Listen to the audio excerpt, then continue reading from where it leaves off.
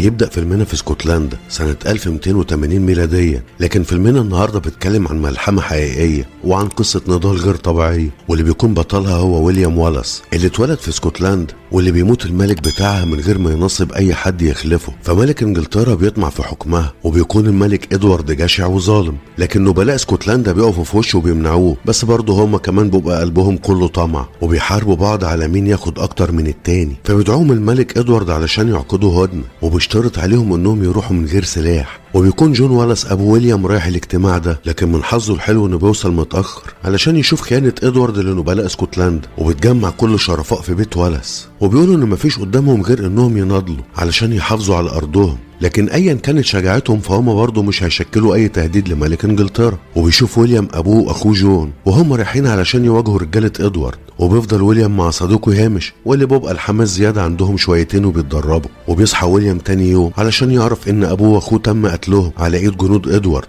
واللي بيبص عليهم وهو مش مصدق نفسه، وفعلا بيتم دفنهم وكلهم بيواسوه، لكن في الاخر بيسيبوه وبيمشوا الا مارون اللي بترجع له وبتديله ورده. وكمان بيوصل عمه ارجل واللي بيبقى ويليام اول مره يشوفه، وبيقعد وبيتكلم معاه وبيعرفوا انه هياخده يعيش عنده، خصوصا وانه ما بقاش ليه حد هنا. وبيبقى ويليام منبهر من السيف بتاع عمه، لكنه بيقول له قبل ما تتعلم استخدام السيف اتعلم ازاي تستخدم عقلك. وبيعرفوا انه لما هيروحوا معاه هيعلموا حاجات كتير قوي هو ما كانش يتخيلها. وفعلا تاني يوم بيسافر مع عمه وبيودع المكان اللي اتولد فيه، وبيتعدي سنين كتير، وبيبقى ادوارد ملك انجلترا بيحضر حفل زفاف ابنه البسكليت وولي العهد على بنت ملك فرنسا، وطبعا بتبقى جوازة مصالح. وبعدها بشويه بيجتمع ادوارد مع فرسانه وبيتكلم عن اسكتلندا، ويعرفهم ان نقطه الضعف اللي في اسكتلندا هي طمع النبلاء بتوعها، وبيقترح انهم يوزعوا مساحات اراضي لكل واحد منهم عشان يفرح بيها ويسيبوا الحكم ليه هو. ولما بيبص لعروسه ابنه بتجيله فكره مريضه زيه، وبيقول لهم علشان نطمع النبلاء والحكام اكتر هنعمل قانون مخصوص علشانهم، وهي ان اي بنت اسكتلنديه يوم جوازها هتكون لواحد من الحكام في الليله الاولى، وبعدها ترجع لعريسها عادي.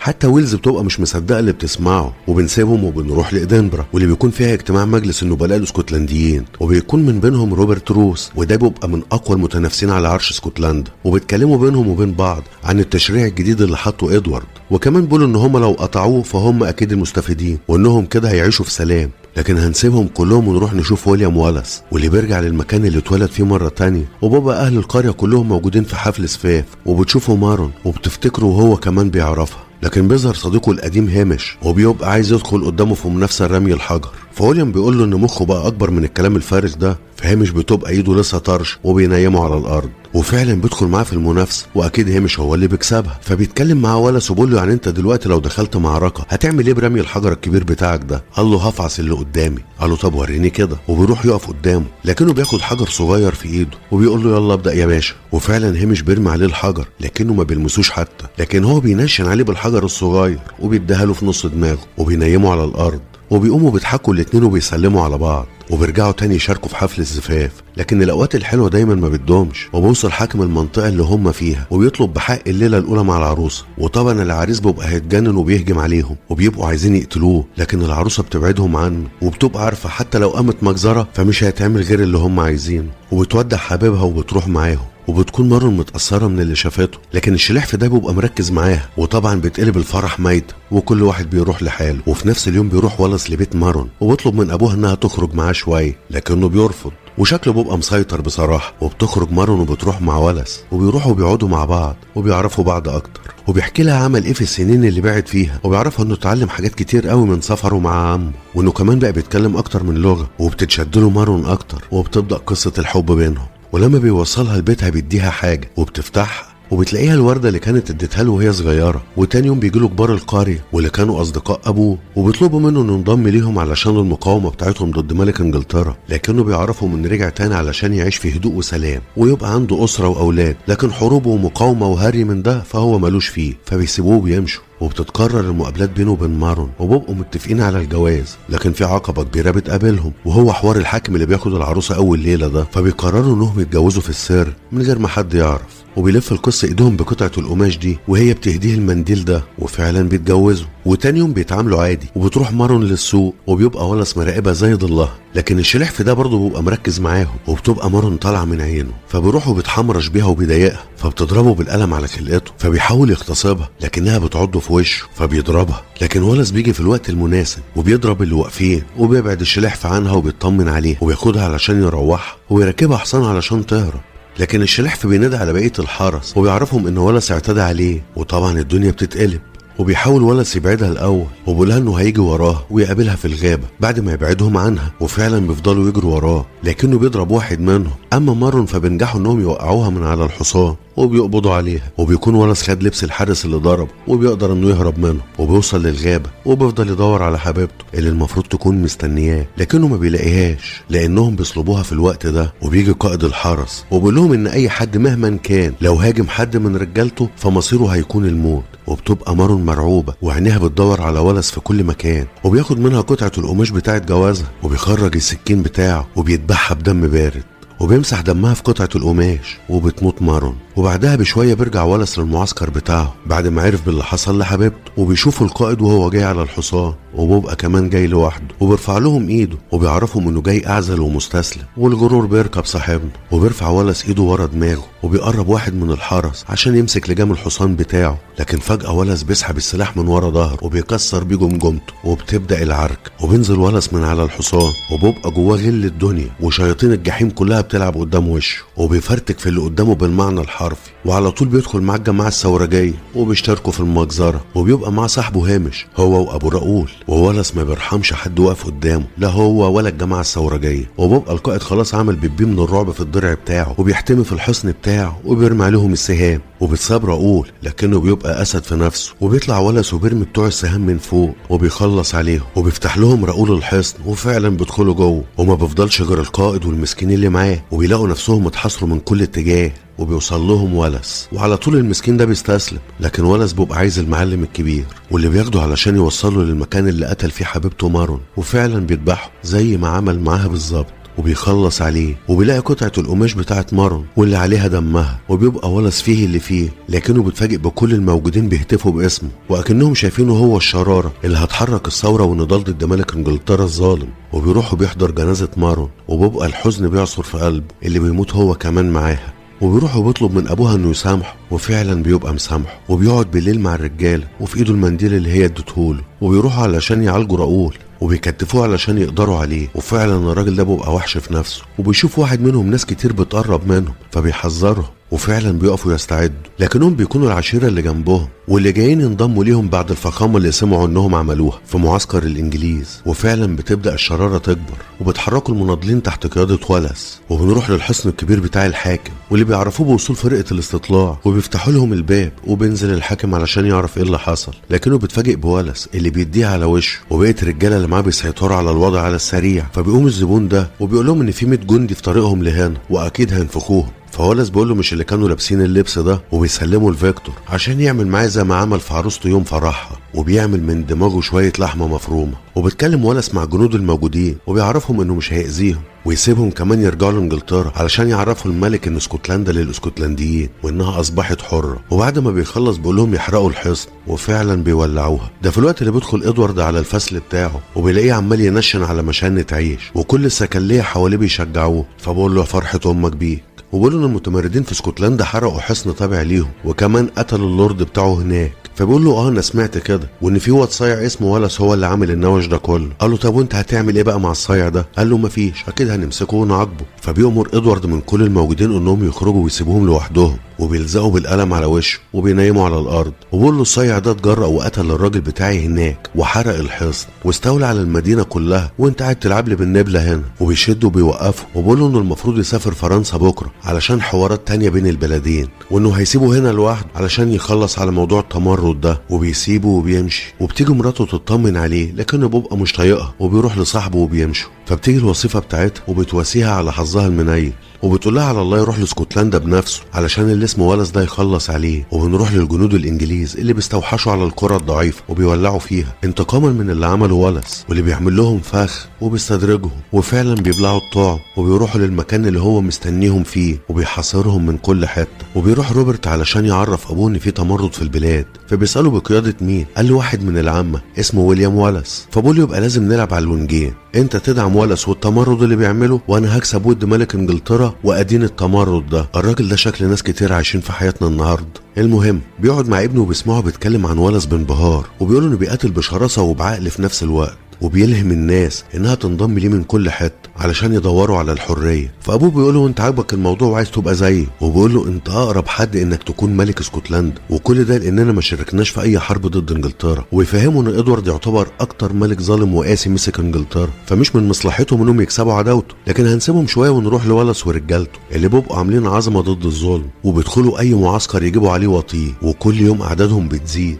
واللي بينضم لوالاس ناس من كل حته في اسكتلندا، ده في الوقت اللي البسكليته بيبقى مشغول بهدومه الجديده. اما مراته فبتتكلم مع الوصيفه بتاعتها وبتحكي لها عن اللي سمعته عن اللي اسمه والاس ده، وبتعرفها انه كان له حبيبه في السر علشان القانون اللي ادوارد حطه، وانهم ذبحوها من غير رحمه، فرجع لهم وعمل المجزره دي علشان خاطرها. ومش بس كده، دول كمان عملوا له كمين عند قبرها عشان عارفين انه بيزوروا كتير، لكنه قتلهم وخد جسم حبيبته ودفنه في مكان سري محدش يعرفه. وطبعا ويلز بتدوب في نفسها وبتقول هو ده الحب مش خيبتها اللي هي متجوزاه. ده في الوقت اللي والاس بيبقى قاعد مع رجالته وبيقول لهم اكيد ادوارد هيبعت لهم الجيش الشمالي كله ضدهم، واللي بيمتلكوا خيول مدرعه بتهز الارض تحتها. فهمش بيقول له على كده دول هيدهسونا قبل ما نرفع سلاح في وشهم. لكن والاس بيبص للشجر اللي حواليه وبيديله فكره وبيقول لهم هنصنع المئات من الرماح الطويله. فبيضحكوا بيقولوا له والله انت دماغك عاليه قوي. لكن وهم بيتكلموا بيوصل لهم ناس علشان ينضموا ليهم، وبيقول له الشخص ده ان حلم من احلامه انه يقاتل وهو جنبه، لكن بيبقى معاهم واحد مجنون وبيقول له هو انا لو انضميت لك هتخليني اقتل الانجليز. فهمش بيقول له انت عبيط، امال انت جاي تهبب ايه؟ فراؤول بيقول لهم الواد ده مش هينفع، فبيرفع السلاح على رقبته، لكن كلهم بيبقوا هيقتلوه. فبيعرفهم ان هو ايرلندي ومش هيفرق معاه يموت ولا يتنيل حتى. فوالاس بيقول له يبقى خلاص عيش علشان تقتل في الانجليز. فبيضحك وبيقول له كده قشطه قوي، وبيعرفهم ان اسمه ستيفن، وبيقول لهم كمان ان في يوم من الايام هيبقى الملك بتاع ايرلندا. فهمش بيقول له انت مجنون صح؟ قال له صح، وبيفضلوا يضحكوا. وبعد شويه بيخرج والاس علشان يصطاد حاجه ياكلوها، وبيشوف غزاله، لكن ستيفن بيكون موجود من غير ما هو ياخد باله، وبيقرب منه بالراحه وبيخرج السيف بتاعه، وبيقف والاس وبينشن على الغزاله. وبيكون كمان الشخص ده موجود، وبيحس والاس بحاجه غريبه، وبيلاقي ستيفن جاي يجري عليه وهو ماسك السيف بتاعه، فبيتدور علشان يقتله. لكن صاحبنا ده بيبقى هو التهديد الحقيقي، وستيفن بيلحق والاس وبيرمي السيف بتاعه علشان ينقذه. ولما بيفوق والاس من الصدمه بيفهم كل حاجه وان ستيفن جاي ينقذه، وبيقول له على فكره انا ما كنتش مرتاح للراجل ده، وبيسحب السيف من الجثه وبيمشي. وبيبص والاس لربنا وبيبقى عارف انه بعت له ستيفن علشان يحميه. وبعد شويه بيرجع اتنين من كشافه والاس وبيعرفوا ان الجيش الانجليزي بيستعد علشان يروح مدينه ستيرلينج. فبيسالهم طيب ايه النبلاء انضموا ليهم؟ فبيعرفوا ان روبرت روس مش معاهم هو واغلب النبلاء. وبيعرفوا كمان ان الخبر انتشر وان مئات من سكان الشمال عايزين ينضموا لوالاس، وطبعا الخبر ده بيحمسهم على الاخر. وبنروح لستيرلينج واللي بيبقى النبلاء واقفين مع رجالتهم في المكان اللي الجيش الانجليزي هيجي فيه، وبيعرفوا ان اعداد الانجليز اكتر منهم ب3 اضعاف، ومعهم اكتر من 300 حصان مدرع. وبيقولوا انه مفيش غير التفاوض عشان يفضلوا عايشين في سلام. لكن قبل ما نشوف هم هيعملوا ايه، بفكرك يا صديقي بما انك لسه معايا لحد دلوقتي، فما تنساش انك تدعمنا بلايك عشان نقدر نكمل ونستمر، وتشترك بالقناه لو اول مره تتابعنا، وتفعل زر الجرس علشان يوصلك كل جديد. وبنرجع لهم تاني وفعلا بيشوفوا الجيش الانجليزي وهو جاي، والحصانه اللي بيقولوا عليها مدرعه. وطبعا المساكين دول بيخافوا من اللي شايفينه، وبيتكلم واحد منهم وبيقول لهم انا مش هموت علشان مين ياخد ارض اكتر من التاني. وبيعرفهم انه هيرجع لبيته وعيلته، وبتحصل هرجله في الصفوف بتاعتهم، وبيبقوا كلهم عايزين يمشوا. فعمنا اللي عامل نفسه نبيل ده بيقول لهم محدش يمشي، وهم كده كده هيتفاوضوا معاهم ومش هيحصل حرب ولا حاجه. لكنهم بيسقعوا له، بس بيوصل والاس هو ورجالته، وقبل ما يعمل اي حاجه بيروحوا بيبصوا على الجيش الانجليزي وبيشوف اعدادهم، وبيعرف الناس ان ويليام والاس جه علشان ينضم ليهم، وده في حد ذاته بيحسسهم بالامان شويه. وبيبقى جايب معاه حاجات غريبه الرجاله بتوعه بيبقوا شايلينها. وبيروح والاس علشان يتكلم مع النبلاء اللي بيقولوا له انه علشان ينضم ليهم لازم يقسم لهم بالولاء. فبيعرفوا انه ولاء لاسكتلندا مش لشخص بعينه، وبيقول له اذا كان ده جيشك فليه بينسحب من ارض المعركه؟ فواحد بيقول له احنا ما جيناش هنا نقاتل علشان خاطرهم، وواحد تاني بيقول له احنا نروح احسن، انت مش شايف عددهم قد ايه؟ فبيتكلم معاهم وبيعرفهم بنفسه وان هو ويليام والاس، وانه شايف جيش من ابناء اسكتلندا واللي المفروض بيحارب علشان كرامته ورجوع ارضه، مش لمصالح شخصيه لاي حد. فنفس الشخص بيقول له انت عايزنا نحارب ونموت؟ طب ما نهرب ونعيش احسن. فبقول له عادي اهرب وعيش النهارده لحد ما يجوا عند بيتك ويقتلوك انت واهلك كلهم. وبيعرفهم بحقهم في الحريه اللي ربنا انعم على البشر بيها، وبيبدا كلامه يحمسهم، وفعلا بيسخنوا وبيهتفوا معاه بالحريه. وبتحرك وفد من الجيش الانجليزي علشان يتكلموا في الهدنه او الحرب، وبيروح النبلاء علشان يقابلوهم. وولس بيقول لرجالته انه هيروح معاهم عشان يبوظ اي كلام عن الهدنه ويولع في الامور. وفعلا بيروح على هناك وبيسمع شروط الملك، وهي انهم ينسحبوا من ارض المعركه، وكل واحد من النبلاء هيبقى ليه قطعه ارض جديده يدفع منها الجزيه بعد كده. لكن ولس بيفضل ينوش فيه وهو بيتكلم وبيقول له سيبك انت واسمع شروطنا احنا اصحاب الارض. اولا تنكسوا اعلامكم وترجعوا زي البشوات على انجلترا، وكفايه اول اللي سرقتوه هبتوه من خير اسكتلندا، ولو ما عملتش اللي بقول لك عليه فانت وكل رجالتك هتموتوا هنا. وطبعا الكلام بيبقى مستفز لصاحبنا ده، فبيسيبهم وبيمشي. وده معناه حاجه واحده بس، وهي ان الحرب هتبدا. والجماعه دول بيقولوا كده انت ولعتها، لكنه بيقول لهم يسمعوا كلام ويتقسموا برجالتهم لجناحين، وهو ورجالته هيكونوا في المواجهه، واول ما يديهم الاشاره يهجموا من الجنبين. قال له طيب ما احنا لو بعدنا علشان نلف هيفكرونا بننسحب. قال له انا عايزهم يشوفوا كده. وفعلا بيرجعوا، وبيروح ولس لرجالته اللي في مقدمه الجيش وبيقول لهم يستعدوا. والبرنس ده بعد ما بيسمع الكلام بتاع ولس بيتجنن وبيقول لهم انا عايز قلبه على طبق في العشاء، وبيأمروا الرمال انهم يطلعوا في المقدمه. وبرضه بيستفزهم ولس هو وكل اللي معاه، فبيرموهم بالسهام واللي بتنزل عليهم زي المطر، وبيتصاب اللي بيتصاب وبيموت اللي بيموت، لكنهم بيقوموا من جديد وبيرجعوا تاني يستفزوه. وبيقوم ولس وبيقول للنبلاء انهم يبداوا في خطتهم، وفعلا بيبلعوا الطعم وبيفكروا ان نص الجيش بينسحب. وبيقول له يبعت الخيالة بتاعتهم كلها في هجوم كامل علشان يسحقوهم. وفعلا بتتقدم الخيول، وولس بيشوف خيولهم وهي بتتقدم ناحيته، وبيقول للباقيين يستعدوا. والخيول بتقرب منهم اكتر واكتر لحد ما تقريبا بتيجي ساعة الصفر، وفجأة بيديهم الامر، فبيرفعوا الرماح اللي عملوها من الاشجار في وش خيولهم، وبتبقى هي دي المصيادة او المجزرة بمعنى اصح. وفعلا هجوم الخيول ما بيفلحش معاهم، لان اكتر من 3/4 بيموتوا من الرماح دي. اما الباقيين فولس ورجالته بيدوروا الدعك فيهم وبيقتلوهم كلهم. وطبعا المسكين ده بتصدم من اللي بيشوفه، وبيؤمر بانهم يبعتوا المشاة، واللي فعلا بيتقدموا في اتجاه ولس ورجالته، واللي هو كمان ما بيستناش انهم يوصلوا له. فبيروح هو والجيش بتاعه يقابلهم، وبيبدا الالتحام بين الجيشين، وبتبقى مجزره بالمعنى الحرفي. لكن ولس ورجالته بيبقوا عاملين عظمه وشغل عالي قوي، وبيفضلوا يعجنوا فيهم حبه حلوين. وفي الوقت المناسب بيتدخل النبلاء والرجاله اللي معاهم، وبيطوقوا جنود الانجليز من كل حته وبيكملوا ذبح فيهم. فالبرنس اللي كان جاي وجنون العظمه راكبه بيقول يا فكيه هو وشويه الباقيين اللي معاه، وبيبقى ولس واللي معاه بيخلصوا على الفاضلين منه. بس راؤول الوحش بيقع وبيكسر ايده، وبيشوف ولس قائد الحمله وبيخلي راسه تودع جسمه. وبيروح صاحبنا ده لولس وبيبقى مش مصدق انهم قدروا يعملوها. وبيقف ولس وبيشوف جثث الانجليز اللي مالت ارض المعركه، وبيصرخ بحماس في رجالته الاحرار واللي بيهتفوا كلهم باسمه، وبياخدوه لمجلس النبلاء وبيمنحوه لقب فارس من فرسان اسكتلندا، وكمان بيكرموا الرجاله بتوعه. لكن ما بيفوتش كتير وبيبداوا النبلاء في انهم يتصارعوا مع بعض، لانه كل واحد والعشيره بتاعته بيبقى شايف نفسه احق بانه يتنصب ملك على اسكتلندا، وتقريبا بتبقى عرك. فويليام بيسيبهم وبيمشي هو ورجالته، ولما بينادوا عليه وبيسالوه رايح فين بيقفوا بيقول لهم انهم هزموا الجيش الانجليزي، لكنهم اكيد هيرجعوا، وده لانهم مش عايزين يتحدوا، وكل واحد بيبدي مصلحته الشخصيه على اسكتلندا نفسها. وبيعرفهم انه رايح يغزو انجلترا وهيهزمهم على ارضهم. وبيبقى روبرت بيبص له باعجاب شديد، وبيخرج وبيروح وراه وبينادي عليه، وبيعرفوا انه معجب بيه بكل اللي قاله، لكن برضه بيفهم انه اكيد هيحتاج النبلاء معاه. لكن ولس بيقول له انه مش محتاج ناس جبنه باصين لمصلحتهم بس يبقوا معاه، هو محتاج لناس عندهم الشجاعه وحب الحريه. وبيقول له تخيل نفسك ان انت بتقود الناس دي لحلمهم، شوف ساعتها هم هيعملوا معاك ايه، وشوف انا هبقى وراك ولا لا. وفعلا كلامه بيأثر في روبرت، وبيسيبوه وبيمشي، وبيصدق ولس في كلامه، وبيتحرك لشمال انجلترا هو وكل اللي معاه. وبيبقى حاكم المقاطعه ابن اخو ملك انجلترا، واللي بيعرف ان ولس في الطريق ليه وبيترعب. وبيبقى فعلا ويليام وصل لاسوار المدينه، وبيفضلوا مده علشان يقتحموا ابوابها، حتى هو بنفسه بيساعد في كده، وفعلا بيخترقوها. وتاني يوم بيوصل ادوارد من رحلته لفرنسا، وبيبقى خيبتها مش عارف هيقول له ايه، وبيدخل عليه ادوارد وبيقول له انه سمع ان الجيش الشمالي بتاعهم اتبدع على الاخر، وبيبقى تقريبا لسه ما عرفش باللي حصل لابن اخوه، لكن الرساله بتوصل وبيقراها ابنه، وبيقول لابوه ان ولس احتل يورك.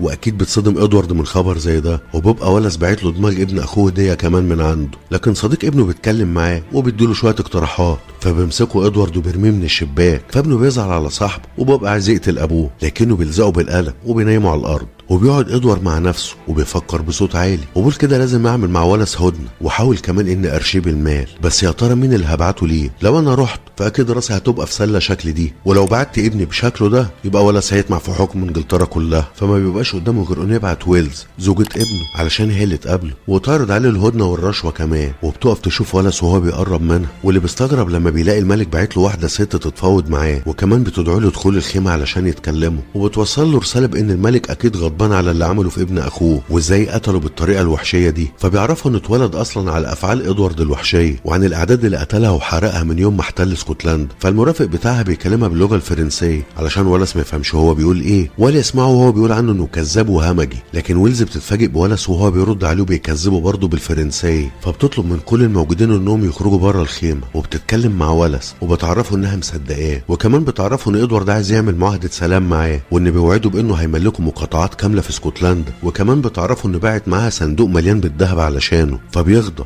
وبيقول لها ان العبوديه بتتصنع باللي هما بيعملوه. لكن ويلز بتبقى منبهره بولس وبشخصيته، وبتعرفه انها عارفه قصه حبيبته وهو عمل ايه علشانها، فبيعرفها انها كانت زوجته وانهم اتجوزوا في السر علشان ما حدش تاني يشاركوا فيها، ورجاله ادوارد قتلوها علشان يوصلوا له. وبيرجع تاني بيقول لها انها توصل لادوارد ان ولس مش هيرقع له تحت اي مسمى، لا هو ولا اي اسكتلندي. ولما بتمشي ويلز بتفضل تبص عليه لانها فعلا بتبقى معجبه بيه. ولما بتوصل لادوارد بتبلغه بكل اللي قاله ولس، لكنها بتكتشف انه اصلا بيبقى مخطط للحرب وبدأ فعلا في التحرك، وانه كان بيستخدمها بس علشان تكون مصدر الهاء لولس مش اكتر، وانه هيخلي قواته تحوط جيش ولس في يورك. وعلى طول بتبعت ويلز وصفتها برساله لولس بتحذره فيها بكل اللي ادوارد مخطط له. وفعلا بيبدا ولس في انه يتحرك برجالته علشان يكون مستعد، وبيبعت هيمش علشان يبلغ النبلاء بان ولس عايز يقابلهم ويحذرهم، وفعلا بيوصل لهم وبيبلغهم انه محتاج لكل راجل تحت امارته، حتى هم نفسهم محتاجهم يكونوا موجودين معاه، لكن بيبقوا برضه مفضلين انهم يعملوا هدنه وما يدخلوش نفسهم في حرب.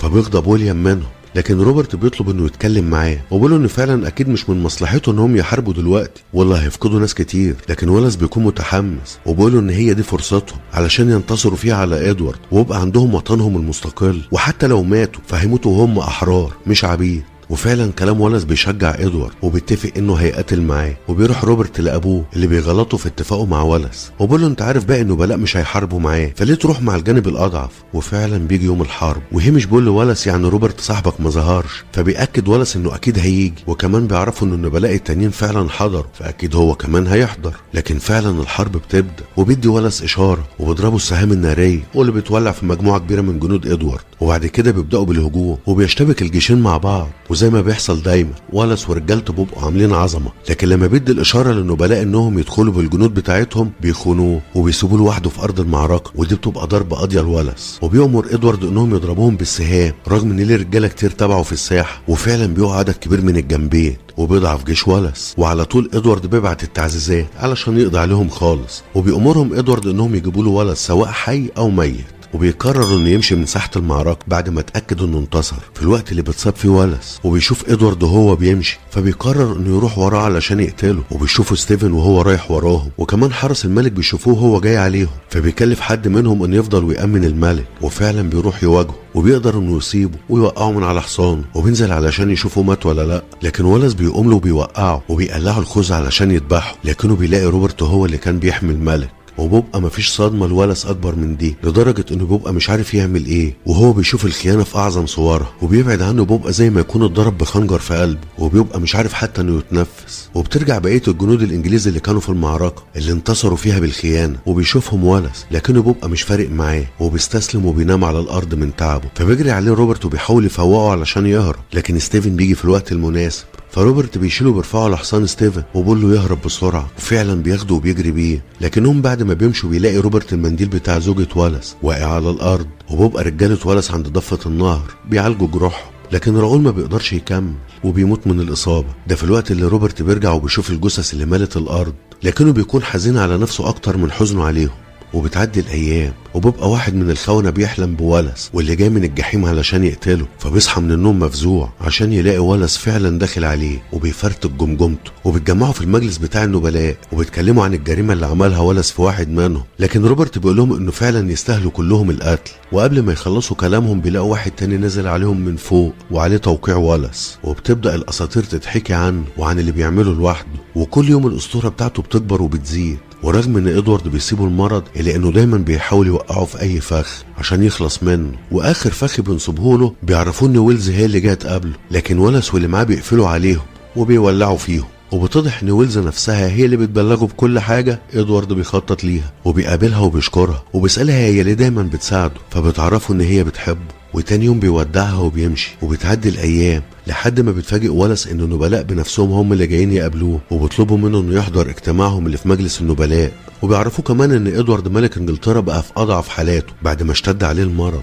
وانهم هم وروبرت بيخططوا لاستقلال اسكتلندا عن انجلترا، وبيديه المنديل علشان يعرفوا ان فعلا جاي من طرف روبرت. ولما بيمشوا بيكلموا هامش وبيقولوا ان ده اكيد فخ نصبه له اللي اسمه روبرت، لكن ستيفن بيقول له ما لو كان عايز يقتله كان خلص عليه في اليوم الملعون، لكنه هو اللي فعلا انقذه. وفعلا بيقرر ولس انه يروح للاجتماع بتاعه، وانه كمان هيروح لوحده، وبيبقى فعلا روبرت مستنيه علشان يعتذر له ويبدا معاه صفحه جديده. وبيوصل ولس لإدنبرا وبيعرف روبرت انه وصل وبيخرج يقابله، لكن الملعون ده بيبقى هو اللي نصيب له الفخ، وبتتلم الجنود على ولس وبيقبضوا عليه، وبيجري عليه روبرت علشان ينقذه، لكنه هو كمان بيتضرب معاه، وبيبقى خلاص ولس وقع في المحظور. وبيروح روبرت على ابوه لما بيعرف انه كان شريك في خيانه ولس، وبيبقى عايز يقتله، ده في نفس الوقت اللي بيتحاكم فيه ويليام ولس بتهمه الخيانه العظمى لملك انجلترا، لكن ويليام بيعرفوا ان ادوارد عمره ما كان ولا هيكون الملك بتاعه، فالقاضي بيقول له لازم تعترف بانه الملك بتاعك وساعتها هتموت بسرعه، لكن لو فضل على عناده فهيعذبوه لحد ما يعلن ولاءه للملك، وان بكره الصبح هيتم محاكمته قدام العامه وبياخدوه للحجز. وعلى طول بتروح لويلز علشان تشوف، وبتبقى هتتجنن علشانه، وبتترجانه يعلن ولاءه للملك عشان ما يعذبوهوش، فبقول لها انه لو اعلن ولاءه للملك فكل اللي كان بيعمله هيضيع ومش هيبقى ليه اي معنى. ولما ما بتقدرش انها تقنعه بتديله مخدر عشان ما يحسش باللي هيعملوه فيه، فبيهودها وبيشرب المخدر، لكنها بعد ما بتسيبه بيتف كله على الارض، وده علشان يبقى مركز وما يصرخش ولا يعمل حاجه تضيع كرامته. وبتسيبه بتروح لادوارد اللي المرض بياكل فيه وما بقاش قادر حتى انه يتكلم، وبتعرفوا ان في بطنها وريث لويليام ولس نفسه، وبتوعده ان هو اللي هيحكم انجلترا في يوم من الايام. وبيجي وقت المحاكمه وبيدخلوا بويليام وهم مأيدينه، وطبعا شعب انجلترا بيبقى عارف انه ارهابي مش مناضل، وبيوقفوه قدام الجلاد اللي بيوريه الاسلحه اللي هيتعذب بيها لو ما اعلنش ولاءه للملك، لكن لو ركع واعلن ولاءه فهيطيروا راسه على طول ويمنحوه موت رحيم، لكنه اكيد بيرفض. وبيبقى هامش وستيفن موجودين وسط الناس، واول حاجه بيعملوها فيه انهم بيعلقوه في حبل من رقبته وبيخنقوه، وبيبقى اصحابه هيموتوا علشانه لكن مفيش حاجه في ايديهم، وبعد شويه بينزلوه وبياخد نفسه بالعافيه، وبياخد المنديل اللي وقع منه وبيرجع يقوم علشان ما يرقعش قدام شعار الملك، فبيخلوا الحصانه تشد اطرافه عشان تخلعها من بعضها خالص، وبتألم ويليام لكن من غير ما يخرج اي صوت، لدرجه ان الجلاد بيستغرب من اللي بيحصل، وبينزلوه المره دي وبياخدوه على الطاوله عشان يقطعوا في جسمه، وفعلا بيبداوا، وبرضه ويليام بيتألم في صمت ومن غير ما يطلع صوت، والجلاد بيقول له يهون على نفسه كل ده ويطلب الرحمه بس علشان يريحه، وبيبقى الوضع صعب لدرجه انه بيصعب على الناس اللي كانوا بيكرهوه وهم اللي بيطلبوا له الرحمه، حتى اصحابه بيتمنوا ان هو يطلبها، وفعلا ويليام بيبقى عايز يقول حاجه، فالجلاد بيسكت الناس علشان يسمع هو هيقول ايه، وبيجمع ويليام نفسه وبيصرخ بأعلى صوت عنده.